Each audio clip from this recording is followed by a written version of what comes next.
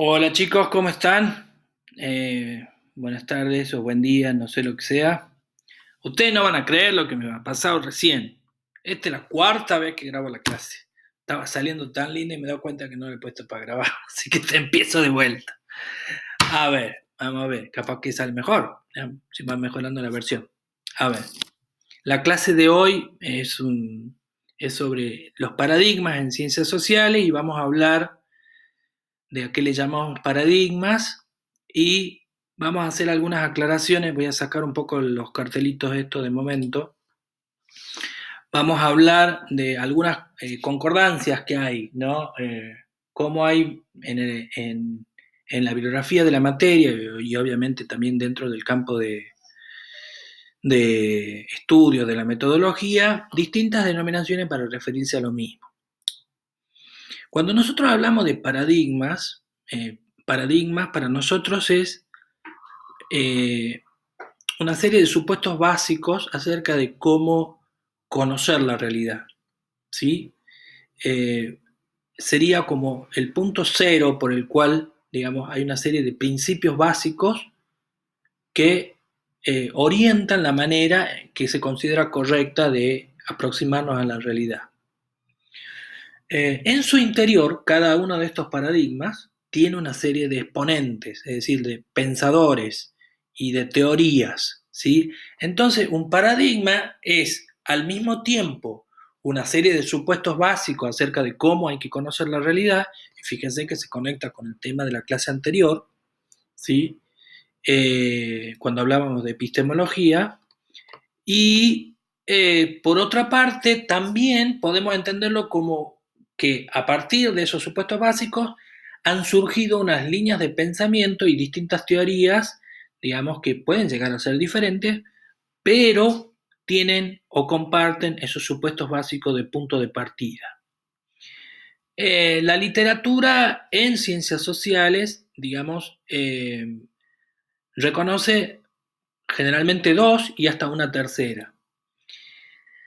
En el texto que nosotros nos estamos haciendo referencia hoy, que vamos a trabajar con el texto de Klimovsky le llama paradigmas.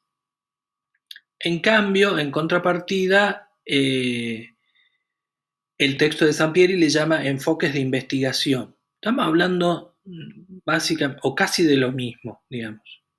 De la misma manera, cuando eh, Klimovsky se refiere al enfoque eh, naturalista, a eso mismo Sampieri le va a llamar el enfoque o la metodología cuantitativa. Y por otra parte, a eso ahora lo vamos a poner para que lo vean mejor. Fíjense, acá tenemos el enfoque naturalista que le llama Klimovsky y otros autores, no es que lo inventó Klimovsky, claramente, ¿no? Es el equivalente en el texto de Sampieri al enfoque cuantitativo.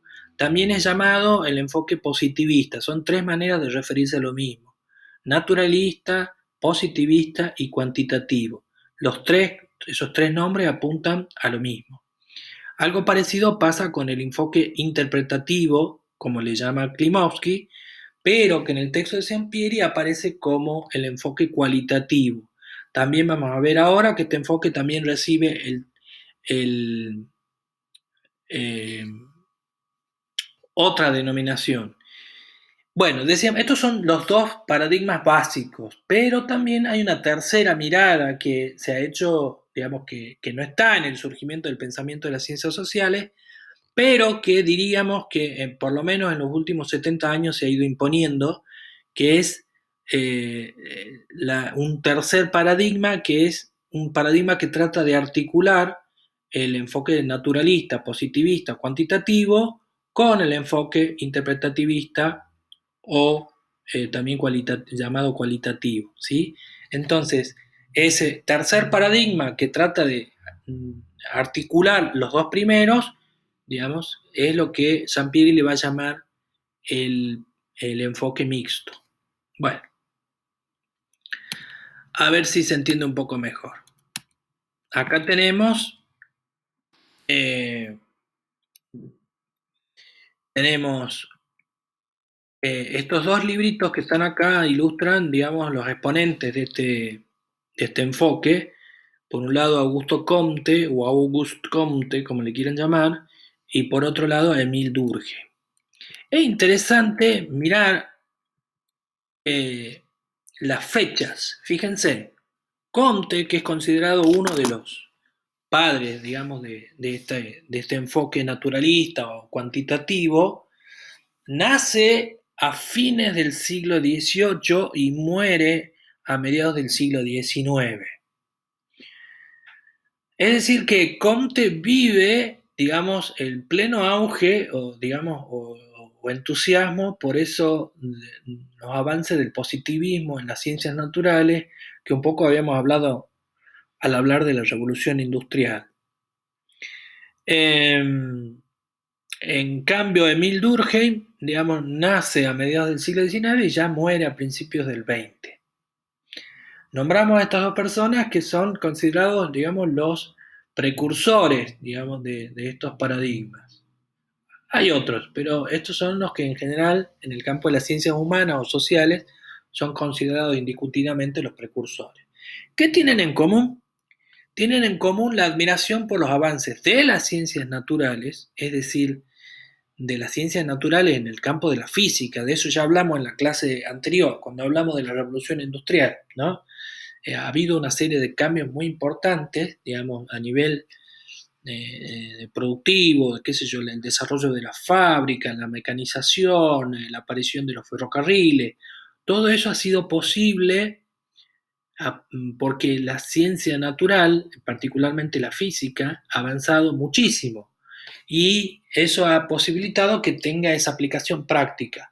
Los conocimientos teóricos sobre la termodinámica, por ejemplo, del campo de la física, que está dentro del campo de las ciencias naturales, ha posibilitado crear la ingeniería que mueve, digamos, el pistón de un ferrocarril con la fuerza del vapor, por ejemplo.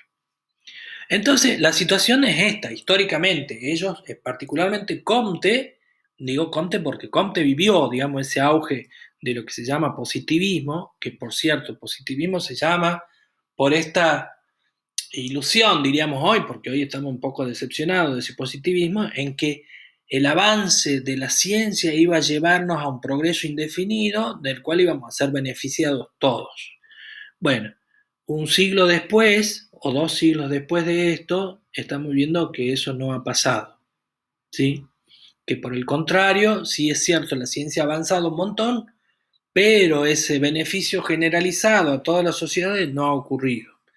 Pero bueno, en la época en que esto estaba ocurriendo, particularmente esto es lo que vivió Augusto Comte, por eso toma el nombre de positivismo, porque se cree que todos los avances de la ciencia van a tener efectos positivos en la sociedad. Bueno, entonces, tienen en común esta admiración por el avance de las ciencias naturales y tienen en común estas dos cosas, la búsqueda de regularidades y de causalidades de las cuales vamos a hablar ahora. ¿Qué es una regularidad?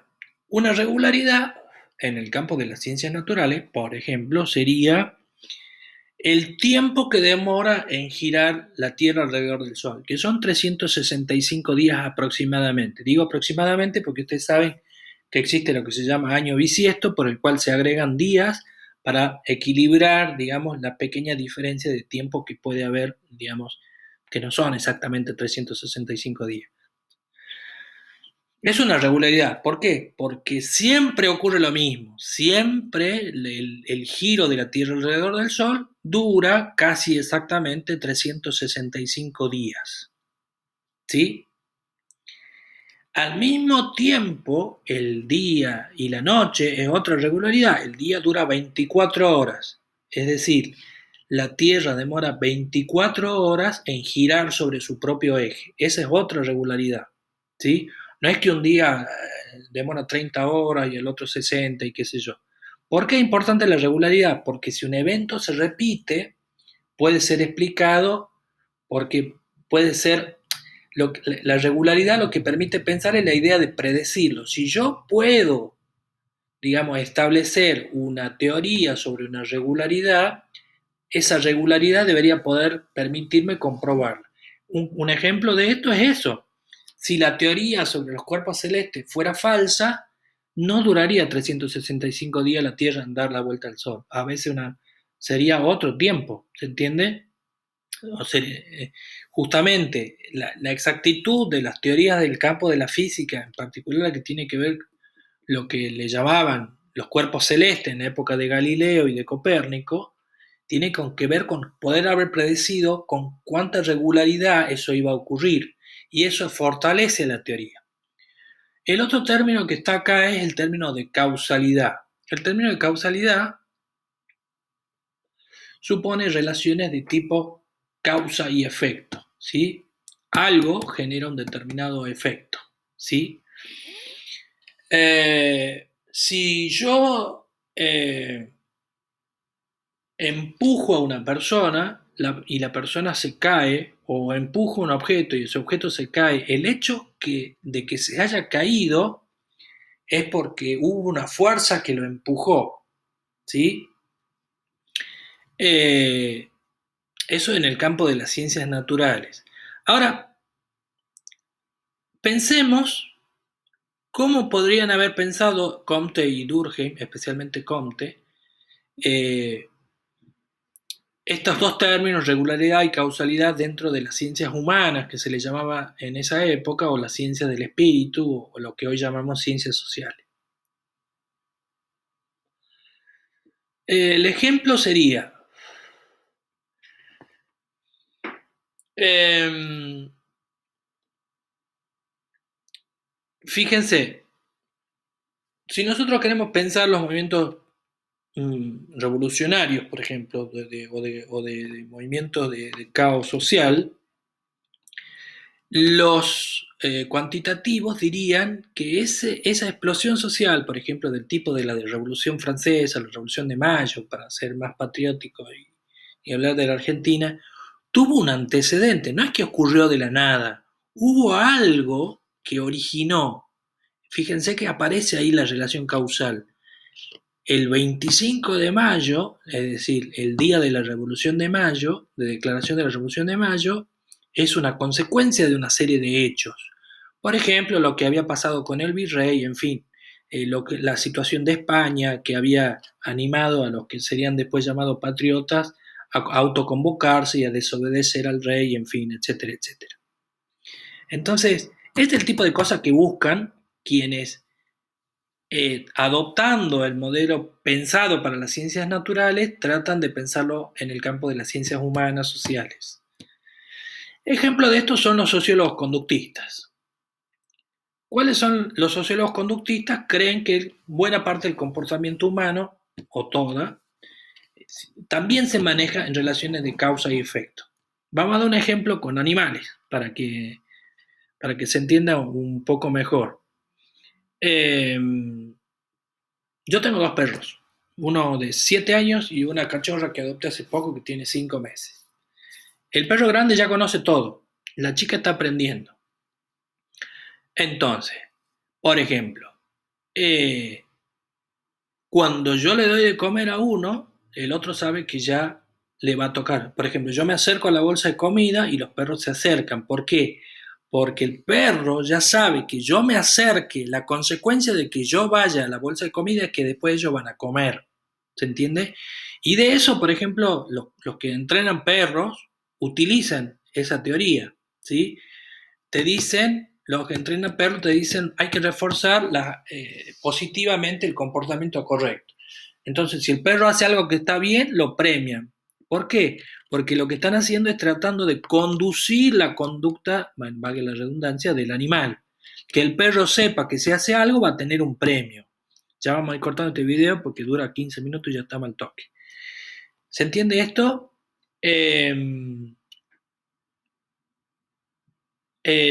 bueno, lo vamos a cortar acá y seguimos en otro video.